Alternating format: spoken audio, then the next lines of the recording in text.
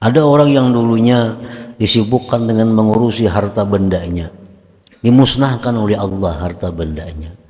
Nah, dengan musnah harta bendanya itu, lalu dia menuntut ilmu, lalu dia mengabdi kepada Allah.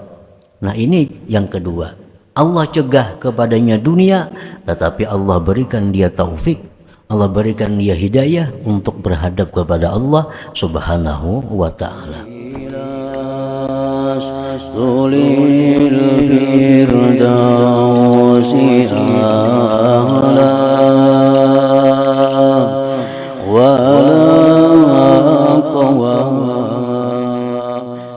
Bismillahirrahmanirrahim. Alhamdulillahil mu'ti wal mani', yu'ti wa yamna'u man yasha'u min fadlihil wasi'.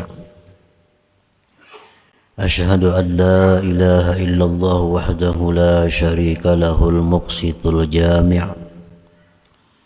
Wa asyhadu anna sayyidana Muhammadan abduhu wa rasuluhun nurul lami'. Allahumma salli wa sallim wa barik ala sayyidina Muhammadin sahibis sayfil qati' wa ala al-ali wa sahbi wa dhurriyyati wa tabi'. Amma ba'du. Yang kita hormati dan kita cintai para habaib dan para alim ulama, para muhibbin, hadirin hadirat rahimakumullah. Alhamdulillah, puji syukur yang tak terhingga kehadirat Allah Subhanahu wa ta'ala, yang mana dengan taufik dan hidayah serta inayah dari Allah kepada kita, pada malam hari ini kita kembali bisa berkumpul di majelis yang penuh berkah dan rahmat ini. Salawat dan salam kita haturkan kepada junjungan kita Rasulullah Nabi besar Muhammad sallallahu alaihi wasallam, dan kepada seluruh keluarga, para sahabat, zuriat dan pengikut beliau sampai hari akhir nanti. Para muhibbin rahimakumullah, al-hikmatul hadiyatu wassamanun, al-hikmatul hadiyatu wassamanun minal hikamil ataiyah. Qala al-imam Ahmad ibn Athaillah Sakandari rahimahullah wa nafa'ana bi'ulumihi wa asrarih. Hikmah yang ke-81 dari hikam al-ataiyah. Berkata Imam Ahmad ibn Athaillah rahimahullah, rubbama a'taka famana'aka wa rubbama mana'aka fa'ataka. Kadang-kadang Allah Subhanahu wa ta'ala itu memberi kepada engkau, maka dia mencegah akan engkau. Dan kadang-kadang Allah Subhanahu wa ta'ala itu menegah akan engkau, maka dia memberi akan engkau. Itulah terjemah dari hikmah yang ke-81 ini. Maksudnya oleh para pensyarah disebutkan, rubbama a'taka syai'an minad dunya wa ladzataha famana'aka at-tawfiqa li ta'atihi wal iqbala 'alaihi, wa rubbama mana'aka ad-dunya wa ladzataha fa'ataka at-tawfiqa li ta'atihi wal iqbala 'alaihi. Kadangkala Allah Subhanahu wa ta'ala memberikan kepada engkau sesuatu daripada dunia dan kelezatannya, maka dia cegah engkau mendapatkan taufik untuk taat kepadanya dan berhadap atas Allah. Artinya Ada orang yang diberi Allah dunia, kesenangannya, kelezatannya, tetapi orang ini tidak diberi Allah taufik untuk taat kepadanya, sehingga kehidupan orang ini selalu disibukkan dengan mengurusi dunia dan kelezatannya, lupa mengabdi, lupa beribadah kepada Allah Subhanahu wa ta'ala. Nah, kadangkala Allah memberi engkau sesuatu daripada dunia dan kelezatannya. Hari ini kita dapat satu keuntungan dunia, tapi tanpa kita sadari, keuntungan yang kita dapat itu meninggalkan kita lupa wirid yang selama ini kita laksanakan. Kita dapat keuntungan dunia yang besar, tanpa kita sadari kita ketinggalan sembahyang berjamaah yang biasa kita laksanakan. Nah, ini yang maksudnya. Kadang-kadang Allah beri engkau dunia, tetapi Allah mencegah engkau daripada taat kepadanya dan berhadap kepadanya. Allah beri engkau keuntungan dunia, kemuliaan dunia, kita ambil, tetapi kita terhalang melakukan banyak kebaikan yang biasa kita lakukan sebelum mendapat keuntungan dunia itu. Wa rubbama mana'aka dunya wa lazzataha, dan kadang-kadang bisa Allah mencegah engkau dunia dan kelezatannya. Dunia tidak diberi Allah, selalu rugi, selalu susah, selalu sakit, selalu rusuh. Maka Allah beri engkau taufik untuk taat kepadanya dan menghadap atasnya. Ada orang yang diberi Allah kesusahan dunia, tapi dengan kesusahan itu dia diberi Allah taufik, lalu dia berhadap kepada Allah. Orang yang dulunya sakit, sihat, lupa kepada Allah. Begitu dia sakit, nah, lalu dia berhadap kepada Allah, banyak berzikir, banyak bersalawat. Nah, ini ngarannya dicegah daripada kelezatan dunia, tapi di sisi lain Allah berikan dia taufik untuk berhadap kepada Allah Subhanahu wa ta'ala. Ada orang yang dulunya disibukkan dengan mengurusi harta bendanya, dimusnahkan oleh Allah harta bendanya. Nah, dengan musnah harta bendanya itu, lalu dia menuntut ilmu, lalu dia mengabdi kepada Allah. Nah, ini yang kedua.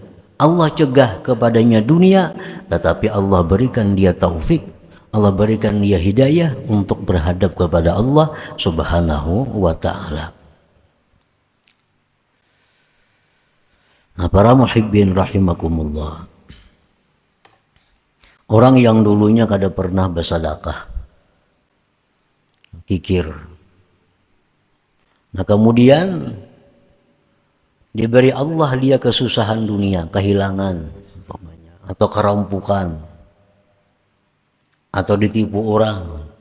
Nah, gara-gara ini dicegah keuntungan dunia, kehilangan atau kerampukan, lalu dia bersedekah. Nah, kasih itu kamari, bersedekah lawan tuan guru, bersedekah lawan habaib, bersedekah lawan fakir miskin.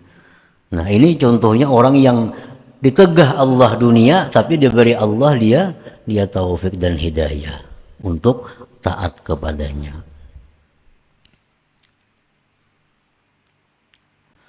Al-ghalibu 'alan nafsi an tambasita bil 'ata wa tanqabida bil mana'. Kebiasaan nafsu kita itu senang dengan pemberian duniawi. Sihat, makmur, aman, tentram, rezeki berlimpah ruah, itu paling senang nafsu kita.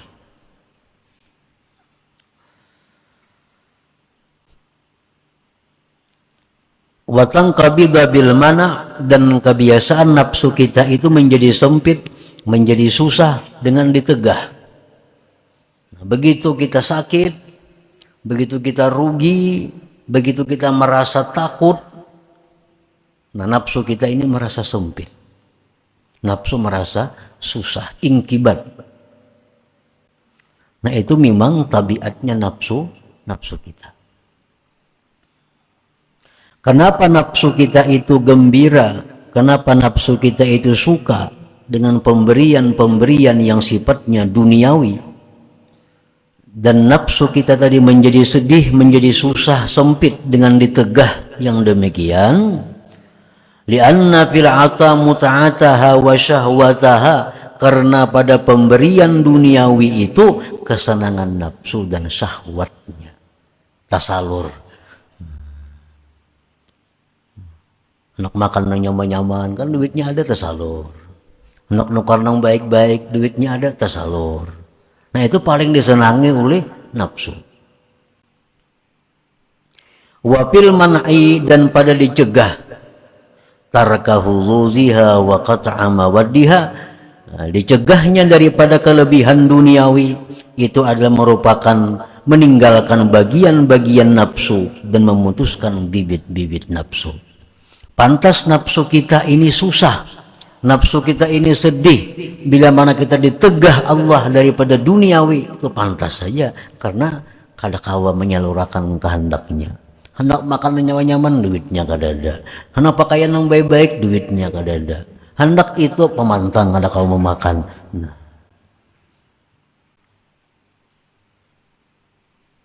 Wadhalik, yang demikian itu terjadi li jahliha bi rabbiha wa adami fahmiha, karena si nafsu ini jahil lawan Tuhan dan kada mengerti.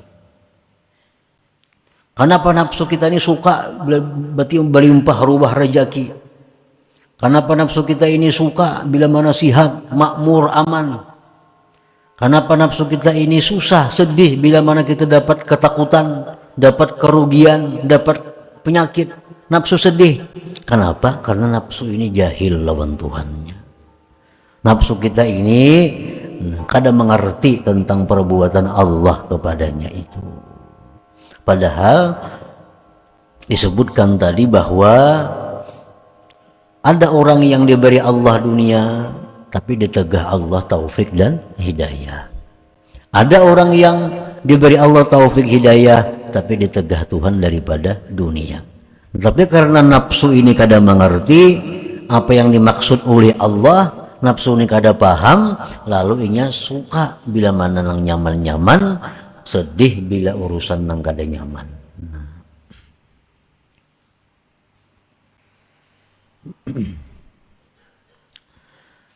Farubbama a'taka ma tashtarihi an-nufus famana'aka bidzalika hadratal quddus.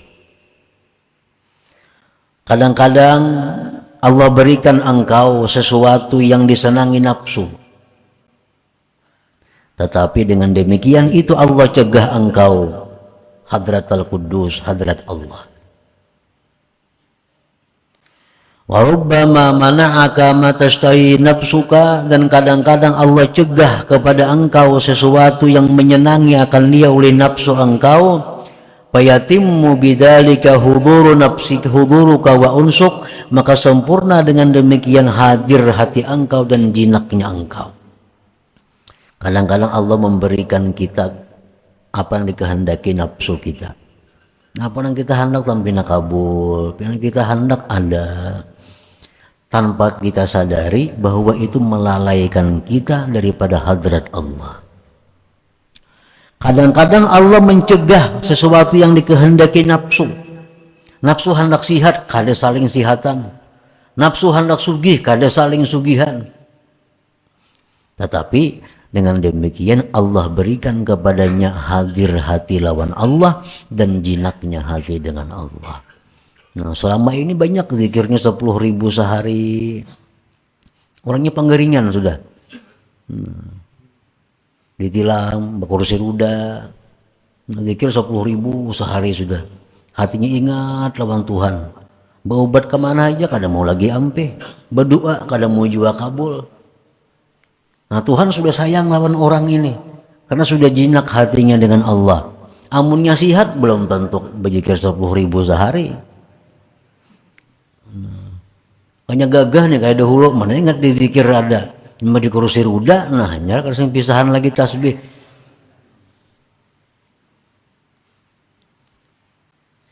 Nah cuma karena nafsu kita ini kada mengerti, nafsu kita ini kada paham, nah sedih hati, kada nyaman hati bilakah itu. Jadi fal wajibu 'alal 'abdi an la yattahima rabbahu fi ma'aulahu lah, maka wajib atas seorang hamba bahwa jangan mentuhmah lawan Tuhan. Jangan menyangka kada baik lawan Tuhan daripada apa yang diberikan Allah kepadanya itu. Allah berikan kita kesusahan, jangan bersangka buruk lawan Tuhan. Allah berikan kita penyakit, jangan bersangka buruk lawan Tuhan. Allah berikan kita kesempitan, kesulitan rezeki, banyak hutang, jangan sangka buruk lawan Tuhan. Mungkin ada kehendak Tuhan yang belum kita dapati, yaitu Tuhan ingin bahwa kita selalu diingat. Tuhan ingin agar kita selalu berdoa. Tuhan ingin agar selalu kita berzikir kepadanya. Caranya macam ini. Caranya macam ini. Tuhan sudah tahu lagi sigar kada berzikir. Tuhan sudah tahu lagi nyasihat kada tapi sembahyang. Tuhan sudah tahu lagi nyasihat kada tahu di ulama. Karena Tuhan sayang lawan orang ini, nah Tuhan lumpuhkan inya. Baik badannya atau hartanya lumpuh, akhirnya dia dekat dengan ulama, tahu dengan zikir, tahu dengan wirid, tahu dengan macam-macam salawat. Nah itu kehendak Tuhan demikian. Jadi kesusahan, kesempitan, jangan mentuhmah lawan Tuhan. Nah kenapa nangka ini aku? Nah jangan kayak itu. Itu perbuatan yang sangat tercela. Fakam min unasin atahumullahu al-malal katsir fanqalabal mal wabalan alaihim. Berapa banyak manusia yang diberikan Allah Ta'ala harta yang banyak, maka berbalik itu harta menjadi bencana atas mereka. Banyak banget itu manusia. Banyak manusia yang kayak itu. Begitu diberi Allah harta yang banyak, harta itulah yang mencelakakannya.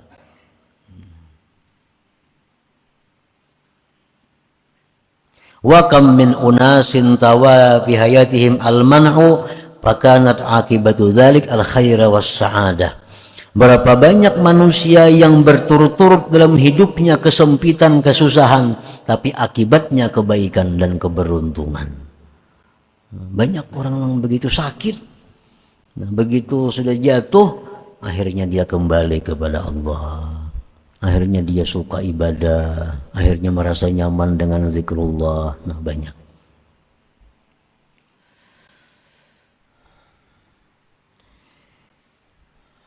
Firman Allah Subhanahu wa taala, asa wa asa an takrahu syai'an wa huwa khairun lakum. Itu sudah firman Allah menjelaskan. Barangkali gitu Tuhan ikam tu kada katuju lawan sesuatu padahal itu nang baik bagi engkau. Kita kada katuju, kada susah, tapi siapa tahu itulah yang membawa kita surga. Kita kada katuju lawan penyakit, tapi kita kada tahu barangkali penyakit itu nang mengantar kita ke surga. Ada tahu. Wa asa an takrahu syai'an wa huwa khairun lakum. Wa alaihi an la yaj'ala ad-dunya wa lazzataha wa 'izzataha 'alamatan li hubbillahi lahu wa ikramih. Wa daikal 'aishi 'alamatan li ihanatillahi lah. Dan atas seorang hamba itu pula wajib atas seorang hamba bahwa dia tidak menjadikan dunia, kelezatannya, kemuliaannya sebagai tanda cinta Allah dan kemuliaan Allah, dan menjadikan susahnya hidup sebagai tanda penghinaan dari Allah. Nah jangan sampai itu. Jangan beranggapan bila orang sugih itu orang dimuliakan Allah. Jangan beranggapan bila orang nang kada saling garingan itu yang dimuliakan Allah. Jangan. Itu wajib, jangan demikian. Untung bana si anu tuh jadinya kada sing garingan. Kada untung itu. Jangan dianggap untung. untung banget si anu tuh rezekinya berlimpah ruah siang malam datang, jangan dianggap untung. Wajib jangan menjadikan dunia kelezatannya itu sebagai tanda bahwa kecintaan Allah dan kemuliaan dari Allah. Dan susahnya hidup jangan dijadikan Allah menghinakan. Jangan dijadikan. Nah, Pak Kasidin itu bakal ahli ibadah ya, tapi sakit hidup pasian benar. Nah, seolah-olah kekayaan itu jadi tanda disayangi Allah. Orangnya Pak Amal, penyembahyang, tapi begaul, sandu pulang, tapi hidupnya susah. Kenapa? Karena di mana salahnya si Dintu? Kalau kayak itu, jangan kayak itu beranggapan.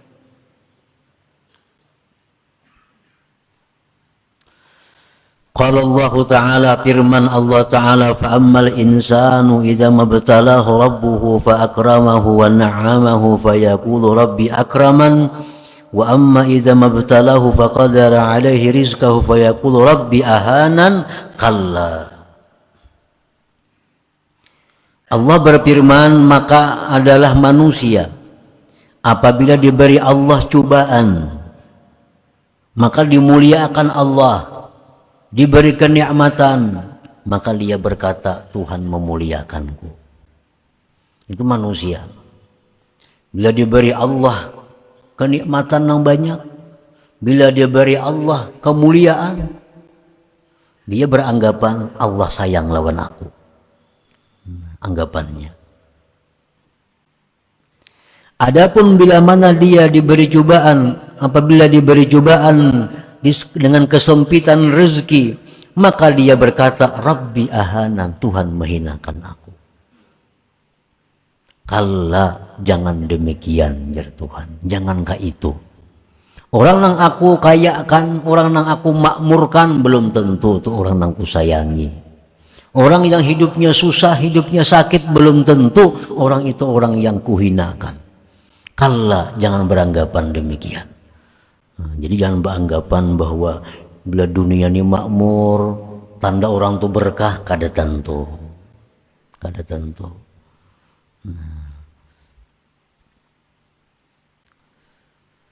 Nah, jadi kesimpulan dalam hikmah yang ke-81 ini ada dua perkara. Yang pertama, bahwa jangan sekali-kali kita mentuhmah lawan Allah, menyangka kada baik lawan Tuhan terhadap apa yang Allah berikan kepada kita. Jangan sangka yang kada bagus. Satu itu. Yang kedua, jangan menjadikan kekayaan, kemakmuran dunia sebagai tanda kasih sayang Allah. Jangan menjadikan kesusahan dunia sebagai tanda kehinaan dari Allah. Nah, jangan sampai demikian. Nah, selanjutnya hikmah yang ke-82. Ila hadratin Nabi sallallahu alaihi wasallam. Al-Fatihah. A'udzubillahi minasyaitonir rajim. Bismillahirrahmanirrahim. Iyyaka na'budu wa iyyaka nasta'in. Ihdinas siratal mustaqim. Siratal ladzina an'amta 'alaihim. Ya Allah biha, ya Allah biha, ya Allah biha husnil khatimah. Allah biha, ya Allah biha, ya Allah biha husnil khatimah. Ya Allah biha, Allah biha, ya Allah biha husnil khatimah. Wa ya ayyuhar rajul minhu syafa'atan wa sallallahu. Allahumma salli wa sallim